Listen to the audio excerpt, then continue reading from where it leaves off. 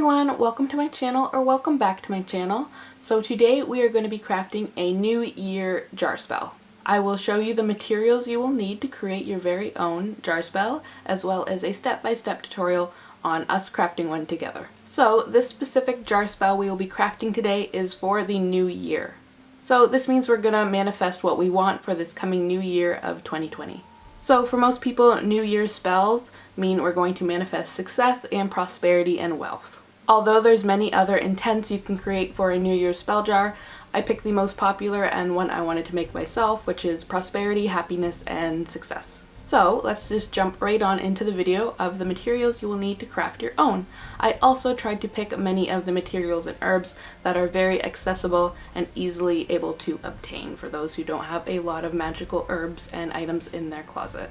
So let's jump right into it. So you're going to have to pick out a jar of any size. I prefer glass. So here I showed you guys just 3 different jar sizes. You can honestly pick these up from the thrift store or the dollar store. You probably just have some in your home, but I'm going to go with this medium size right here. So moving on to materials, you're going to need sea salt for protection, mint for money and luck, patchouli for money and prosperity, cloves for protection and luck, ginger root for money and prosperity as well, basil for lots of wealth and abundance. I have chamomile as well for prosperity, some wild orange for happiness, money, and prosperity, and some more patchouli oil. We have some tiger's eye chips right here we're going to throw into the jar. Some Chinese lucky coins, a bay leaf, and a Sharpie to write onto your bay leaf. And a piece of twine with any charm you want to attach to it. And a plain white candle.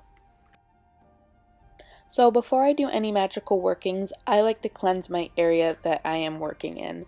This is up to your personal practice, but you can cleanse your space you're crafting in. You can light some candles and some incense or cast a circle if you wish. Everyone has their own way of going about working magic, and each person has their own personal preferences and routines as to what they like to do beforehand.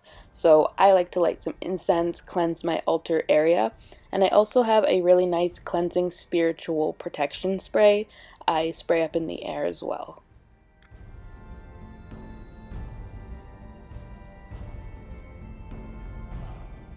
So now we're going to light our candle and start the spellwork process.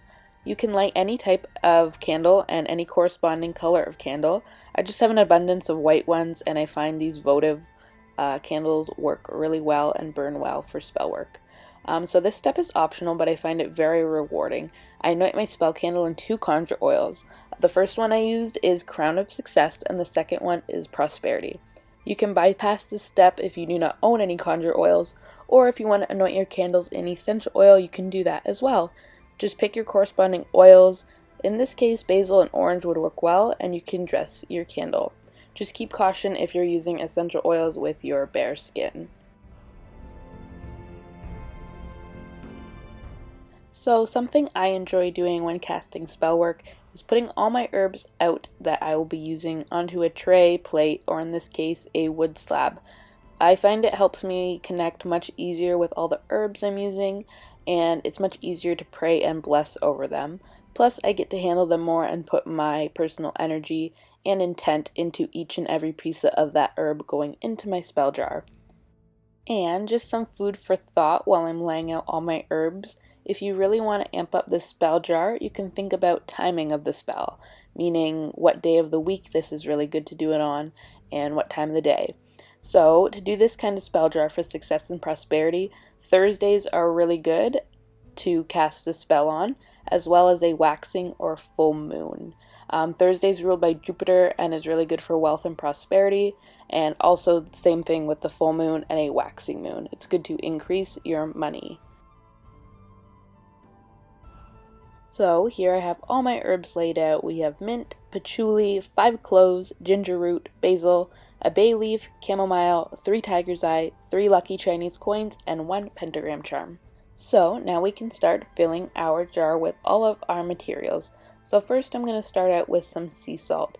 I like to put a generous layer of sea salt on the bottom of my spell jars because this is really good for protection as well as banishing any negative energies. So for every single item we put in this jar, we are going to bless and pray over it and give it intent. This is what makes the magic work. Everything we put in this jar, we need to give it intent so it knows what it's doing. So we just put over our sea salt, ask it to give us protection, and banish any negative energies. So now we're going to do the same process with every single herb, oil, and item we add to this jar. You can say a quick prayer, blessing, or thank you to every one of these items. I say something along the lines of, I give these cloves intent to bring me protection, luck, and money in abundance. Blessed be. And you will have to do the same thing for each item, giving its own intent. Now, some more food for thought while I'm adding all my herbs to the jar is depending on your practice, path, and beliefs, you can call in on your deities, gods, goddesses, angels, spirit guides, spirit animals, ancestors, or even the elements. You can call upon these beliefs to help you give strong intent and manifest your prosperity and success spell jar with the help of them. You can say something along the lines of, I call upon my spirit guides to help me create and manifest a spell jar for 2020, full of prosperity, abundance, and success. Please join me on my journey of crafting this jar and giving it as much energy as possible. Thank you and blessed be. The more intent, thought, and energy put into these spell jars, the stronger the magic will be, so do not lose sight of your goals.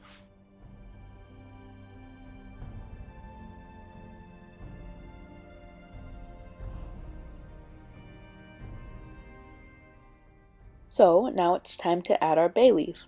Bay leaves are amazing for wishes and luck. Therefore, we're going to write on our bay leaf a goal or wish we have for 2020. This could be success in a business, a specific amount of money, a high-paying job, or whatever you want your goal to be. Just write it on your bay leaf. I just simply used a Sharpie, but you can use ink and pen if you have something fancy like that. And then we're going to do the exact same thing like we did with the other herbs. Simply give this bay leaf intent and pray and bless over it. Now it's time to grab our anointed spell candle from earlier. We're going to take our bay leaf and burn it, putting this goal into the universe with fire. Take caution if you've never done this before. Bay leaves like to crackle and burn, so just use tongs if you're afraid of holding it in your hand.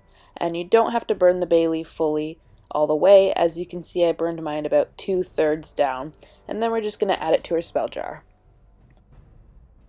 So I do give my spell jar another little prayer and blessing after I add the bay leaf to it, and then I add a couple more drops of my Conjure oil, Crown of Success. I do 3 drops of that one, and then I also do 3 drops of the Prosperity oil. Again, this is optional if you have Conjure oils. If you don't, you can completely bypass this step. Then I give my spell jar one last good stir clockwise with my finger, pouring in my intent of success, prosperity, money, and abundance. This really gets the energies moving and puts more of my energy into the jar, and I never lose sight of my goals. And I also do a quick little smoke out of the jar with my incense that has been burning the whole time. Now we're going to move on to the final steps of completing our spell jar. We're going to put the lid on tightly and wrap the top with a piece of twine. This spiritually binds the jar and herbs together. I added a cute pentagram charm to the twine as well, but you can add any charm or crystal that resonates with you. I also dipped the ends of the twine into the candle wax.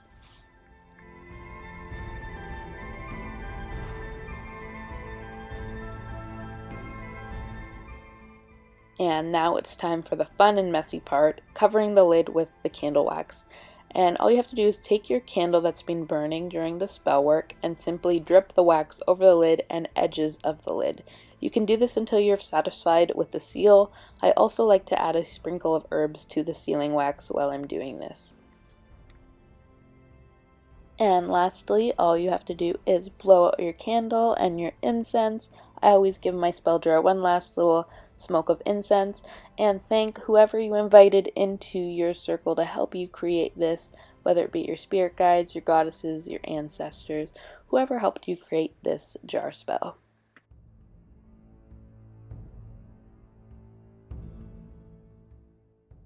And here is the final spell jar. You can keep this on your altar, somewhere hidden in your house, or even bury it near the front entrance of your home.